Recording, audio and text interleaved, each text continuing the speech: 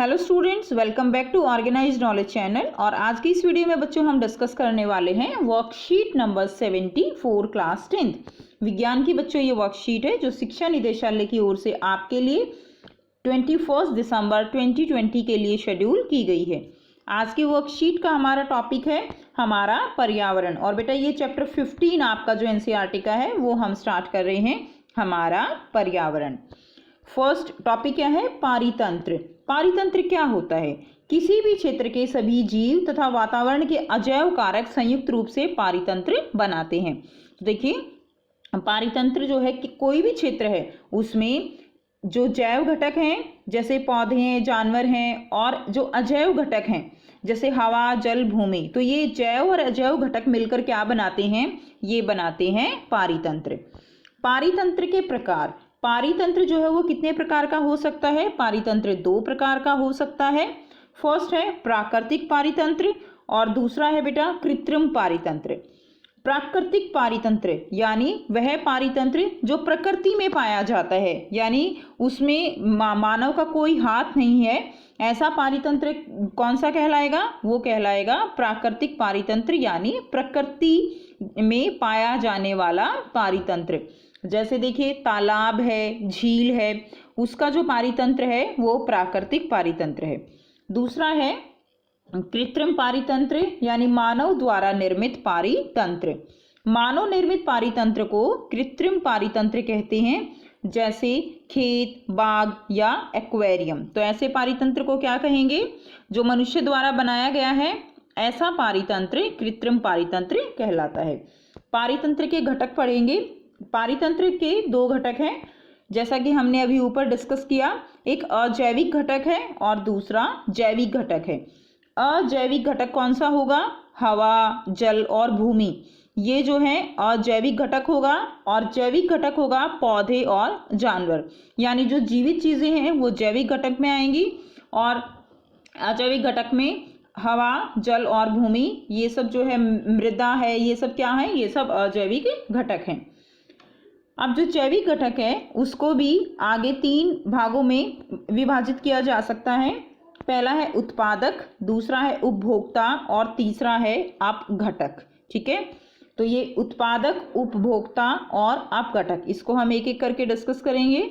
अब देखिए, उत्पादक यानी उत्पादन करने वाले, जिसमें कौन होते हैं? सभी पेड़ पौधे। ठीक है, सभी जो हरे पौधे हैं, हरित शैवाल हैं, जो अपना भोजन स्वयं बना सकते हैं। उपभोक्ता जो इन उत्पादक के ऊपर निर्भर होते हैं, ठीक है, वो क्या होंगे? उपभोक्ता होंगे। उपभोक्ता को भी हम अलग अलग 4 भागों में विभाजित कर सकते हैं: शाकाहारी, मांसाहारी, सर्वाहारी और परजीवी। ठीक है, दूसरा है बेटा, देखिए नेक्स्ट अपघटक। अपघटक क्या होते हैं? जो भी गले सड़े जो पदार्थ हैं, जो उनको क्या कर देते हैं? अपघटित कर देते हैं और पर्यावरण को कैसा बनाए रखते हैं? साफ बनाए रखते हैं। वो क्या होते हैं? वो अपघटक होते हैं। नेक्स्ट है अजैविक घटक। अजैविक घटक क्या है? सभी निर्जीव घटक जैसे हवा, पानी, भूमि, प्रकाश, तापमान आदि को हम क्या कहते हैं? अजैविक घटक। जैविक घटक सभी सजीव घटक जैसे पौधे, जानवर, सूक्ष्म जीव आदि को हम जैविक घटक कहते हैं। पोषण के आधार पर जैविक घटकों को निम्न में बांटा गया है। सबसे पहले हमने क्या पढ़ा? उत्पादक। जितने भी हरे पौधे हैं, नील हरित शैवाल हैं, जो अपना भोजन प्रकाश संश्लेषण प्रक्रिया द्वारा बनाते हैं, उन्हें हम क्या कहते हैं? उन्हें उत्पादक कहते हैं। नेक्स्ट देखिए उपभोक्ता।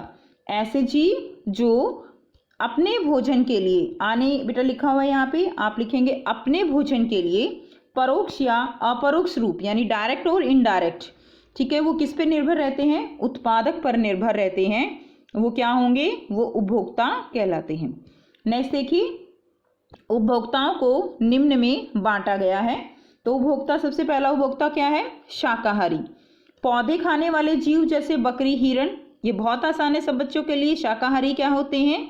दूसरा देखिए मांसाहारी, मांस खाने वाले जीव जैसे शेर और बाघ आदि। नेक्स्ट देखिए सर्वाहारी, यानी ऐसे जीव जो हरे पौधे और मांस दोनों ही खाते हैं जैसे मानव, कौआ आदि, वो क्या होंगे? वो सर्वाहारी होंगे। नेक्स्ट है परजीवी। परजीवी यानी दूसरे के शरीर पर रहकर भोजन प्राप्त करने वाले जीव जैसे जूं है, अमरबेल है। दूसरों के शरीर पर रहकर वो अपना भोजन प्राप्त करते हैं, ऐसे जीव परजीवी कहलाते हैं। नेक्स्ट देखिए अपघटक। जो जीव मरे हुए जीव व पौधों को सरल अणुओं में अपघटित करते हैं, जैसे जीवाणु। ठीक है, और अगर बेटा अपघटक ना हो तो क्या होगा, हमारा पर्यावरण बहुत ही गंदा हो जाएगा। तो ये एक तरह से हमारे अपघटक जो है पर्यावरण को साफ रखते हैं। उसके बाद नेक्स्ट हम करेंगे आहार श्रृंखला। तो बेटा नाम से ही हम इसको समझ सकते हैं। आहार यानी जो आहार होता है, खाना होता है, वो श्रृंखला। और इसका सिंपल सा जो मीनिंग आप समझ सकते हो वो है कौन किसको खाता है। आहार श्रृंखला का मतलब क्या है, कौन किसको खाएगा। ठीक है, तो देखिए आहार श्रृंखला क्या है। यह एक ऐसी श्रृंखला है जिसमें हर एक जीव दूसरे जीव को भोजन के रूप में खाता है। ये तो सभी बच्चे जानते हैं कि हर एक जीव को ऊर्जा चाहिए, और ऊर्जा के लिए उसको क्या चाहिए, उसको खाना चाहिए। यानी इसका मतलब क्या है कि हर एक जीव जो है वो कुछ ना कुछ जरूर खाएगा। तो कौन किसको खाता है, यही क्या है, आहार श्रृंखला। बहुत इजी चैप्टर है बेटा ये आपका। तो यह एक ऐसी श्रृंखला है जिसमें एक जीव दूसरे जीव को भोजन के रूप में खाता है। देखिए एग्जाम्पल दिया गया है, जैसे कि घास है। अब घास को कौन खाएगा, घास को हिरण खाएगा। हिरण को कौन खा सकता है, हिरण को शेर खाएगा। ठीक है, तो ये क्या बन गई, ये एक श्रृंखला बन गई जिसको हम आहार श्रृंखला कहते हैं। नेक्स्ट देखिए, एक आहार श्रृंखला में उन जैविक घटकों को जिनमें ऊर्जा का स्थानांतरण होता है उन्हें क्या कहते हैं, उन्हें पोषी स्तर कहते हैं। तो देखिए अब घास तो यहाँ पर क्या है, घास उत्पादक है। हिरण क्या हो गया, हिरण प्रथम पोषी स्तर हो गया। पोषण करने वाला स्तर क्या होता है, लेवल। यानी पहले लेवल का जो है वो कौन हो गया, वो हिरण हो गया। तो इसको हम क्या कह देंगे, इसको हम प्रथम पोषी स्तर कहेंगे। ठीक है, और ये शेर क्या हो गया, ये शेर जो है दूसरे स्तर पे हो गया, तो ये द्वितीय पोषी स्तर हो जाएगा। इसी तरह आगे होगा तो तृतीय पोषी स्तर हो जाएगा। तो ये क्या कहलाते हैं, ये पोषी स्तर कहलाते हैं। नेक्स्ट है पोषी स्तर पर ऊर्जा का प्रवाह। उसके बाद देखिए पोषी स्तर में ऊर्जा का प्रवाह कैसे होगा, यानी ये घास से हिरण और हिरण से शेर। तो बेटा इसमें ऊर्जा का जो है, ऊर्जा का स्थानांतरण एक पोषी स्तर से दूसरे पोषी स्तर में कैसे होता है वो हम इसमें पढ़ेंगे। तो इसमें सबसे मेन पॉइंट क्या है कि ऊर्जा का प्रवाह जो है वो हमेशा केवल एक ही दिशा में होता है। यानी घास क्या है, घास जो है यहाँ पे उत्पादक है, तो उत्पादक से उपभोक्ता की तरफ ही हमेशा ऊर्जा का प्रवाह होता है। ठीक है, तो इसका मतलब क्या हुआ कि जो ऊर्जा का प्रवाह है वो हमेशा केवल एक ही दिशा में होता है। नेक्स्ट है हरे पौधे सूर्य से प्राप्त कुल ऊर्जा का केवल 1% भाग ही भोजन में बदल पाते हैं। यानी देखिए हरे पौधे जो है अपना भोजन बनाने के लिए किससे ऊर्जा लेते हैं, हरे पौधे अपना भोजन बनाने के लिए सूर्य से ऊर्जा लेंगे, और सूर्य से जो वो ऊर्जा लेते हैं उसका केवल 1% भाग ही किसमें बदल पाता है, वो भोजन में बदल पाता है। उदाहरण हम समझते हैं, जैसे मान लीजिए सूर्य है, सूर्य से जो पौधों ने, सूर्य से जो ऊर्जा मिली पौधों के, वो मिली मान लीजिए यहाँ पर 10,000 जूल। ठीक है, 10,000 जूल ऊर्जा मिली। अब जब ये ऊर्जा, जब इसको पौधे इसका भोजन के रूप में प्रयोग करेंगे तो केवल 1% इसका प्रयोग कर पाएंगे। जैसे इसका 10,000 का 1% क्या होगा, 100 जूल होगा ना। ठीक है, तो केवल इसका 100 जूल ही पौधे प्रयोग कर सकते हैं। ठीक है, तो ये पॉइंट आई होप बेटा आपको क्लियर है कि हरे पौधे सूर्य से प्राप्त ऊर्जा का केवल 1% भाग ही भोजन में बदल पाते हैं। ठीक है, तो यानी केवल पौधे सूर्य से प्राप्त 100 जूल ऊर्जा को ही भोजन के रूप में प्रयोग करेंगे। नेक्स्ट देखिए, नेक्स्ट है 10% नियम। 10% नियम क्या है, एक पोषी स्तर से दूसरे पोषी स्तर में केवल 10% ऊर्जा का प्रवाह होता है और 90% ऊर्जा वर्तमान स्तर पर जैव प्रक्रम में उपयोग होती है। यानी जैसे अब हमने किया कि जो सन था, ठीक है ना, सूर्य, उससे ऊर्जा जो है वो प्लांट्स के अंदर, पौधों के अंदर कितनी गई बेटा, पौधे के अंदर 1% गई, केवल 100 जूल। ठीक है, और यहाँ पर कितनी थी, यहाँ पर थी 10,000 जूल। अब देखिए 10,000 जूल से पौधे में गई 100 जूल, अब 10% ऊर्जा का नियम क्या कहता है कि पौधे से यानी उत्पादक से अगले पोषी स्तर में जो ऊर्जा प्रवाहित होगी वो होगी 10% नियम के अनुसार, यानी केवल 10% ही अगले में ऊर्जा जाएगी अगले पोषी स्तर में, और बाकी 90% जो है वो उसके जो जैव प्रक्रम है, वो सांस लेता है, उत्सर्जन करता है, जो उसके जैव प्रक्रम है उनमें उपयोगी हो जाएगी।